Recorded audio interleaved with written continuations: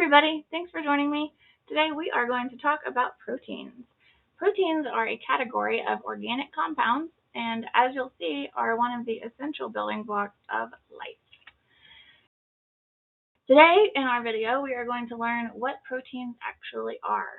What are they made of? What do they do in our bodies? And what can we eat to make sure we're getting enough protein? We'll also learn why protein is so important. Why is it essential for our bodies? And what can happen if we don't get enough protein? Now, let's find out what are proteins actually made of. They're made up of organic compounds called amino acids. And like all organic compounds, the main component is carbon. And as you can see in this diagram, in the middle we have the carbon, and that's joined with hydrogen, nitrogen, oxygen, and other complex carbons. So what is an amino acid anyway? So the amino acids link together with covalent chemical bonds. Now you may remember covalent bonds are where the atoms share electrons to bond together. So the amino acids bond together and they form long chains. And these chains come together to form even bigger structures. And these chains and structures build on each other, and they're the basis of actual living tissue in our bodies. Pretty cool, right? All right, let's talk about what proteins actually do. So, as you know, proteins are the basis of living tissues. So, not only do they make up the tissue, but they also help to repair it. And proteins also transport essentials that we need for living, like oxygen and nutrients. They also make up part of our immune system, which helps keep us from getting very sick. And then they can also be used as an energy source. So by now you might be wondering, well, how much protein do I need to stay healthy?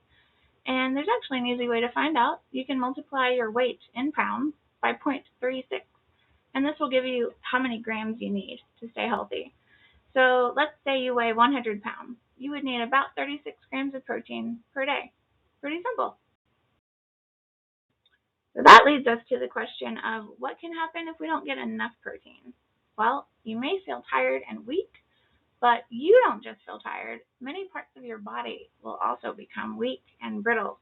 Your bones, skin, nails, and hair can all suffer from not getting enough protein. And this next one is really important for young people who are still growing. Protein deficiency can stunt your growth.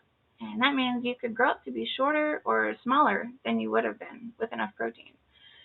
Protein deficiency can also lead to digestive problems, and it can lead to a weakened immune system, meaning we can get sick easier. And not enough protein can even lead to liver failure, which is very dangerous. So, as you can see, protein is essential for growing big and strong and for staying healthy. Luckily, there are all sorts of ways to make sure we're eating enough protein. These are just a few types of food that are rich in protein. So any kind of meat like beef, chicken, turkey, and that includes fish and seafood, crab, lobster, shrimp. Now, not everybody eats meat, but milk and other dairy products are a great source of protein. That includes cheese, yogurt, or cream, and also eggs. Eggs are a great way to start out your day and get some protein in. But not everybody eats that stuff either. But luckily, beans and nuts are excellent sources of protein. So if you ever see plant-based foods like veggie burgers or almond milk, those are usually comprised of beans or nuts or sometimes oats. So there's all sorts of ways to get your protein in. And I bet most of you like peanut butter. So that's another really good source of protein. Okay, so now you know the basics of what proteins are, what they do, why we need them, and how to get them. So thank you for listening. Let me know if you have any questions, and don't forget to eat your protein.